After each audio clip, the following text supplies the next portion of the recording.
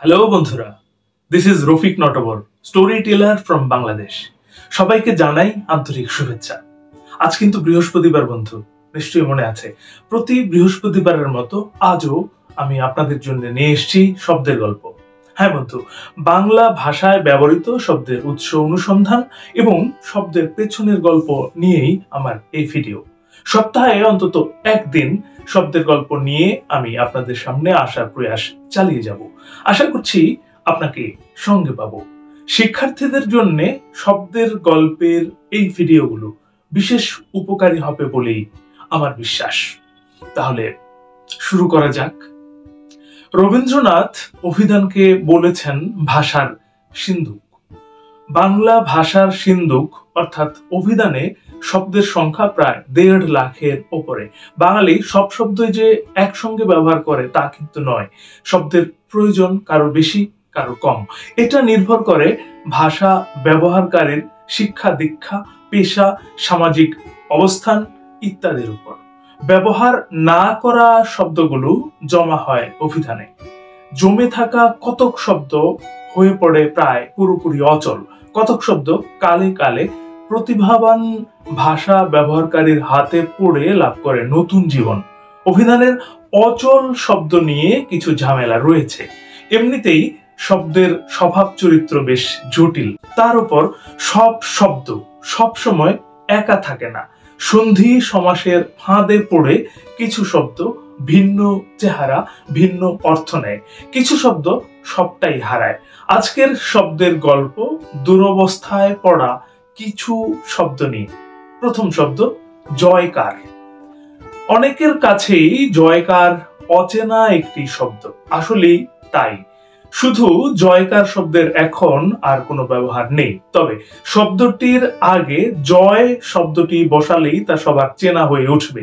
কারো কোনো বিশাল মহৎ কিংবা বিস্ময়কর কাজের জন্য চতুর্দিকে জয় জয়কার পড়ে যায়, চারদিকে তখন তার জয় জয়কার। জয় জয়কার শব্দের অর্থ এক কথায় প্রকাশ করা বেশ কঠিন। শব্দটির মধ্যে থাকে বহু মানুষের ব্যাপক অভিনন্দন বার্তা।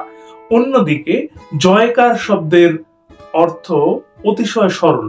জয় হোক, আনন্দ সূচক এই কথাটাই হলো জয়কার। জয়কার দিয়ে কন্যা পক্ষ বরকে বরণ করত। এলাকায় নেতার আগমনে এখন যেমন অমুকের আগমন শুভেচ্ছা স্বাগতম বলে ধ্বনি উচ্চারণ করা হয়, সেটাই জয়কার করা। তবে বাঙালি এখন স্লোগান দেয়, জয়কার করে না। জয় ও জয়কার জোড়া লেগে যে জয় জয়কার, তা অনেক সময় জয় জয়কার হয়ে যায়। এটি অর্থহীন একটি ভুল শব্দ। মাংস। পুচকে কাঁচকি থেকে 10-12 কেজি ওজনের রুই কাতলা সবই মাছ। বড় রুইয়ের টুকরো খেয়ে আমরা কখনো বলি না রুইয়ের মাংসটা বেশ ভালো লাগলো। মাংস বলতে আমরা জানি হাঁস মুরগি গরু ছাগলের মাংস, কিন্তু জানার তো কোনো শেষ নেই, জানার অনেক কিছু বাকি থাকে। আর মাংস শব্দের কথা জানলে তো চমকেই উঠতে হবে। মাংস মূলত সংস্কৃত শব্দ, মূল অর্থ মাছের মাংস, আমিষ। তাহলে দেখা যাচ্ছে একদা মাছেরও মাংস হতো, তবে এখন আর হয় না। সংস্কৃতে গোটা মাছকেও মাংস বলা হতো। ফলের শাঁসও ছিল মাংস, আমের শাঁসও তখন মাংসই ছিল।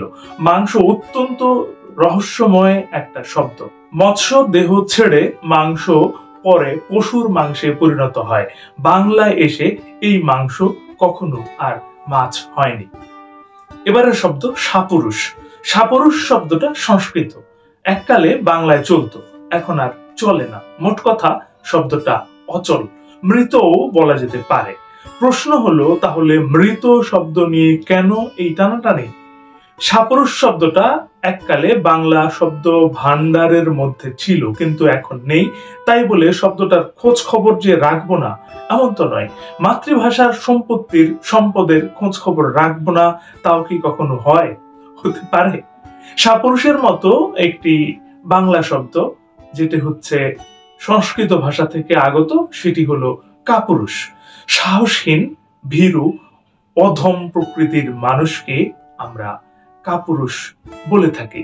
কাপুরুষ শব্দের মূল অর্থ কুৎসিত পুরুষ। সাপুরুষ অবশ্য কাপুরুষের বিপরীতার্থক শব্দ নয়।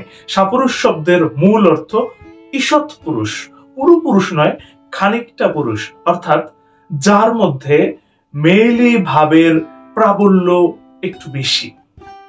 এবারের শব্দ পাটকেল। বাংলা প্রবাদে পাই ঢিলটি মারলে পাটকেলটি খেতে হয়। শুধু প্রবাদেই পাটকেল শব্দটা আলাদাভাবে পাওয়া যায়, নইলে সর্বত্র ইচ পাটকেল। এক সময়ে বিশেষণ হিসেবে পাওয়া যেত পাটকেলে রং, এখন তাও আর দেখা যায় না। মোট কথা পাটকেল শব্দটা এখন একেবারেই পরাশ্রয়ী, ইটকে আশ্রয় করেই তার টিকে থাকা। বস্তুত আলাদা শব্দ হলেও পাটকেলের সম্পর্ক ইটের সঙ্গেই, ইট থেকেই পাটকেলের সৃষ্টি, যেটা আমরা অনেকেই জানি না কিংবা জানার দরকারও হয় না। তা হলো ইটের টুকরোর নামই পাটকেল, আকারে খোয়ার চেয়ে বড়, আধলার চেয়ে ছোট। বাংলা প্রবাদটির সাধারণ অর্থ তাহলে এই দাঁড়াচ্ছে, যে আঘাতটি বড় হয়েছে, পাল্টা যে আঘাত সেটি অতটা বড় না হলেও হবে নিশ্চিত। আমরা তো এখন কথায় কথায় ইংরেজি শব্দ ব্যবহার করি, ইংরেজিতে যেটা ব্রিক রেড, বাংলায় সেটাই পাটকেলে রং। তো বন্ধুরা, শব্দের গল্প আজ এতটুকুই। ভাষা, বিশেষত বাংলা ভাষার প্রতি ভালোবাসা থেকেই আমার এইসব ভিডিও নির্মাণ চেষ্টা। কেমন লাগলো কমেন্ট করে জানাতে ভুলবেন না যেন। যদি ভালো লাগে তাহলে লাইক, কমেন্ট, শেয়ার করতে পারেন, এমনকি আমার এই চ্যানেলটি সাবস্ক্রাইবও করতে পারেন। এখন থেকে প্রতি বৃহস্পতিবার নিয়মিতভাবে শব্দের গল্প নিয়ে আমি রফিক নটবর আপনাদের সামনে হাজির হওয়ার চেষ্টা করব ইনশাল্লাহ। এছাড়া অন্যান্য ভিডিও তো থাকছেই। তো নিশ্চয়ই দেখা হবে আগামীকাল অন্য কোনো ভিডিওতে। সে নাগাদ ভালো শুনুন, ভালো থাকুন। ধন্যবাদ।